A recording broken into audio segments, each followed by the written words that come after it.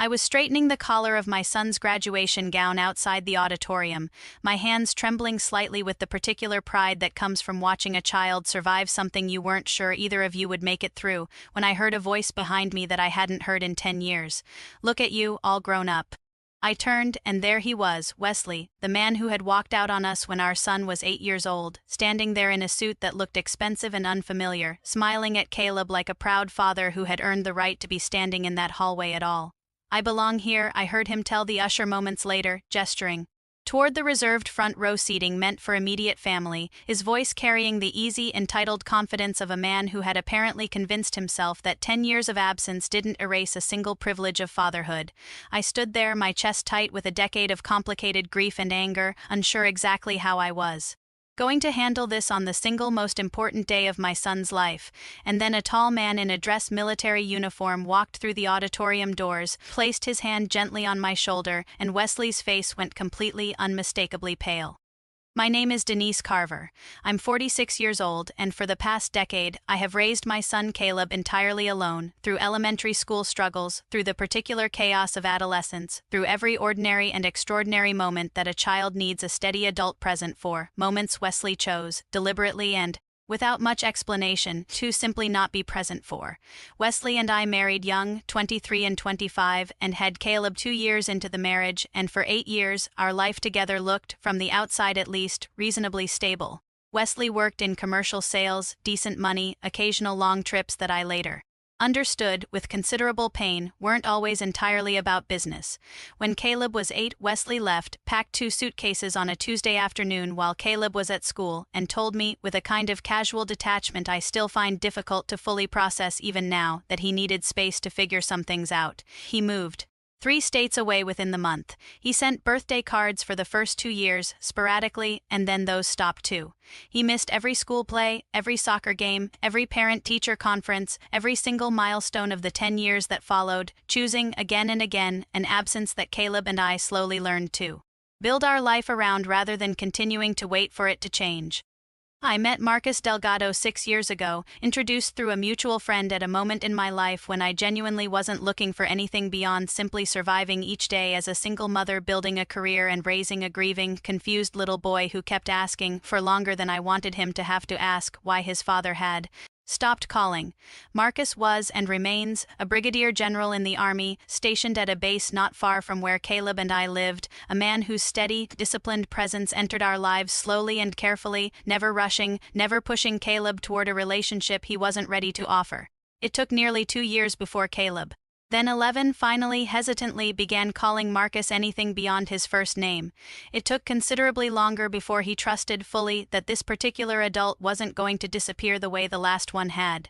Marcus and I married 4 years ago, in a small ceremony in our backyard, Caleb standing beside Marcus as his best man, a role I don't think either of them had fully anticipated but that felt, by that point, entirely natural. Over the years since, Marcus attended every school event Wesley had missed, every award ceremony, every difficult conversation about the father who wasn't there, handling each one with a patience and steadiness that slowly, carefully rebuilt something in Caleb that Wesley's absence had quietly broken years earlier. Marcus never tried to replace Wesley in name, always careful to acknowledge that Caleb had a biological father somewhere, but in every practical, meaningful sense, Marcus had spent the past 6 years being exactly the father Caleb actually needed.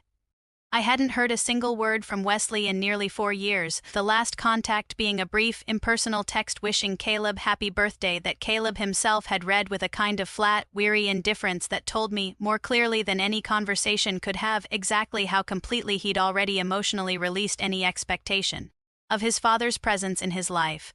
So when Wesley's name showed up unexpectedly on my phone 3 weeks before Caleb's high school graduation, a message asking, with no apparent awareness of how absurd the request actually was, whether he could attend, I sat with that message for a long time before responding. I talked to Caleb about it that same evening, sitting with him at the kitchen table, watching him process the request with the particular quiet stillness he'd developed over years of learning to protect himself from his father's inconsistency. "He wants to come," Caleb said finally, not quite a question. "He does," I confirmed. "It's your day, Caleb. Whatever you decide, I'll support it completely." Caleb was quiet for a long moment, turning his water glass slowly on the table. "I don't want to make a scene," he finally said. "But I don't really want him there either. Not after everything. I told him he didn't owe his father an easy yes simply because 10 years had passed, and together we decided on something that felt fair, honest, and considerably kinder than Wesley probably deserved. Caleb would allow him to attend the public graduation ceremony, since it was, technically, an open event, but he made clear, through a brief, careful text, that Wesley shouldn't expect any special role, any front row placement, or any expectation of closeness that 10 years of absence had unturned. Wesley responded with a simple understood, a response that, in hindsight, I should have trusted considerably less than I did. Graduation morning arrived warm and bright, the kind of clear June day that photographs beautifully, and I spent the early hours helping Caleb with his cap and gown, both of us quietly emotional in the particular way you get watching a decade of hard work and resilience culminate in a single ceremonial moment. Marcus, who had returned just 2 days earlier from a 3-week deployment overseas, stood in our kitchen that morning in his dress uniform, having specifically requested leave time to be present for this exact day, understanding, without either Caleb or me needing to explain it directly, exactly how much his presence mattered given everything the day represented. We arrived at the auditorium early, part of a careful plan Marcus and I had discussed the night before, wanting to get Caleb settled with his classmates before any potential complications from Wesley's arrival could disrupt the morning. I was standing in the hallway outside the auditorium, adjusting Caleb's gown collar one final time, when Wesley's voice reached me from somewhere behind, that same casual, unearned warmth I remembered from years earlier. "Look at you, all grown up," he said to Caleb, stepping closer with an easy smile, as though the past 10 years had simply been a brief, unremarkable gap rather than an entire childhood he'd chosen to miss. Caleb's posture stiffened visibly, a careful, guarded politeness settling over him that broke my heart even as I felt proud of exactly how well he was handling a moment I knew was considerably harder than his calm exterior suggested. "Hi, Wesley," Caleb said, using his father's first name, a small but deliberate choice I understood. Immediately as Caleb's own quiet way of establishing exactly the distance he needed to maintain. Wesley's smile faltered slightly at the name, but he recovered quickly, gesturing toward the auditorium doors. "I want to make sure I get a good seat for this," he said. "Front row, if I can manage it, wouldn't want to miss a single moment." I felt my stomach tighten at the sheer audacity of that statement. A man who had missed literally every other moment of his son's life for a decade, now casually assuming he deserved the best possible view of the one moment he'd finally decided to show up for. I watched him walk toward the usher stationed at the auditorium entrance. Watched him gesture confidently toward the reserved seating clearly marked for immediate family, and I heard him say, with a confidence that made my jaw tighten, "I belong here. I'm the father of one of the graduates." The usher, a young woman clearly unfamiliar with our family's specific circumstances, glanced down at her seating chart, clearly uncertain how to respond to a claim delivered with such easy authority. I started moving toward them, prepared to intervene, to explain calmly but firmly that Wesley's presence, while technically tolerated, absolutely did not extend to the reserved front row family seating that Marcus, myself, and Caleb's grandparents had every legitimate right to occupy.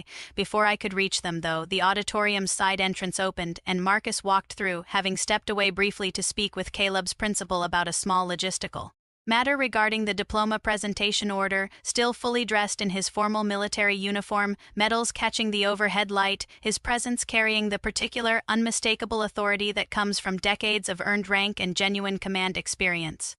Marcus walked directly toward us, and as he approached, I watched Wesley's expression shift in real time, from easy confidence into something considerably less certain, his eyes moving over Marcus's uniform, over the insignia clearly visible on his shoulders and collar, before finally landing on his face with a flicker of dawning uncomfortable recognition.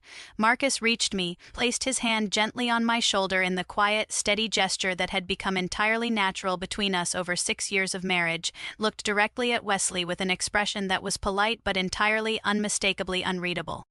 "Wesley," Marcus said, his voice calm, measured, carrying the particular authority of a man accustomed to commanding rooms considerably more volatile than a high school graduation hallway. Wesley's face went visibly pale, his mouth opening slightly before he managed to speak. "General?" he said, his voice barely above a whisper, trembling slightly in a way that told me, immediately, there was history here I hadn't previously understood. I looked between the two of them, confused for a moment before Marcus, still perfectly calm, offered the explanation that made everything suddenly, sharply clear. "Wesley worked under my command briefly, back when I was stationed at Fort Benning," Marcus said, his eyes never leaving Wesley's face. "Logistics contractor, wasn't it?" Before you were let go for falsifying delivery documentation on a supply contract, I remember the paperwork rather clearly, actually, given how much cleanup it required afterward. Wesley's face, already pale, seemed to lose even more color. I watched him glance quickly toward the exit, some part of him clearly calculating whether this conversation could simply be avoided by leaving entirely. "That was a long time ago," Wesley said finally, his voice considerably less confident than it had been minutes earlier. 7 years, Marcus confirmed evenly, around the same time, if I'm remembering correctly, that you'd already been absent from your son's life for 3 years.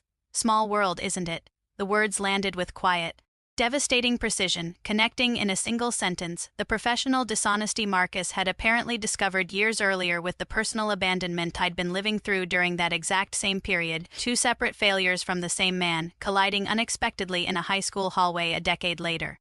Wesley stood there, visibly diminished, the easy confidence he'd walked in with completely gone, replaced by the particular discomfort of a man realizing he'd walked directly into a room containing someone who had already, years earlier and entirely separately, formed a clear, unfavorable judgment of his character. "I didn't realize." He started, then stopped, clearly unsure what exactly he was trying to explain or apologize for. Marcus's expression remained calm, professional, betraying nothing beyond simple, factual clarity. "You're welcome to attend the ceremony," he said. "It's a public event, and Caleb agreed to that much. But the reserved seating is for immediate family, people who have actually been present in this young man's life. I think you understand that doesn't currently include you." Caleb, standing quietly beside me throughout this entire exchange, finally spoke, his voice steady in a way that made me enormously proud. "You can sit in the general seating, Wesley," he said. "That's what we agreed to. I'm not trying to be cruel. I just don't think you've earned anything more than that, and I think you know that, too." Wesley looked at his son for a long moment, something that might have been genuine regret flickering behind his eyes, though I found myself, after 10 years of broken promises, considerably less inclined to extend him the benefit of that doubt. "Okay," he said finally, quietly. "General seating. That's fair." He walked away toward the back of the auditorium without another word. I felt something in my chest loosen slightly, a tension I hadn't fully realized I was carrying until it finally, partially released. The ceremony itself proceeded beautifully. I sat in the front row exactly where I belonged, Marcus beside me in his uniform, Caleb's grandparents on my other side, and when Caleb's name was called, when he walked across that stage to receive his diploma, I watched him search the front row first, his eyes finding Marcus's face, finding mine, before allowing himself, just briefly, a small satisfied smile directed specifically at the family who had actually shown up for every single day it took to get him to that stage. I don't know if he glanced toward the back rows where Wesley sat. I didn't ask, and Caleb never mentioned it afterward, which told me, clearly enough, exactly how little that particular presence had actually mattered to him by the end of the day. Wesley approached us briefly after the ceremony concluded, offering a stiff, awkward congratulations to Caleb, a handshake that Caleb accepted politely but without warmth, and a nod toward Marcus and me that neither of us felt particularly compelled to return with any real enthusiasm. He left shortly after, and I haven't heard from him since, not a single message in the months that followed, which felt, honestly, like exactly the kind of quiet confirmation I needed that his sudden appearance had been considerably more about his own need to feel present for one meaningful moment than any genuine, sustained desire to finally be the father Caleb had needed for the previous decade. Caleb started college that fall, thriving in ways that continue to make both Marcus and me enormously proud, and the particular wound Wesley's absence left behind has, slowly, over the years since that graduation day, begun to heal into something considerably more like acceptance than lingering grief. Marcus never once tried to claim credit for being the father Wesley failed to be. He simply, quietly, consistently showed up, year after year, in every ordinary and difficult moment, until showing up itself became the entire definition of what fatherhood actually meant in our home. I think about that hallway moment often, Wesley's easy confidence collapsing the instant Marcus's hand settled on my shoulder, the particular quiet justice of watching a man who had abandoned every meaningful responsibility in his son's life suddenly confronted by the consequences of an entirely separate failure years earlier, in a completely different part of his life. Sometimes the people who disappear when things get difficult are eventually confronted by exactly the kind of accountability they spent years successfully avoiding, arriving, often, at precisely the moment they least expect it. If you'd been standing in that hallway watching your ex-husband try to claim a seat he had unearned, I wonder what you would have said in that moment, or whether, like me, you'd have simply let the truth arrive entirely on its own. Tell me in the comments where you're watching from tonight, and let me know if you've ever watched someone finally face the consequences of years of absence in a moment they never saw coming. We have so many more stories like this one coming, so make sure you subscribe so you never miss a moment like this. Let's keep this journey going.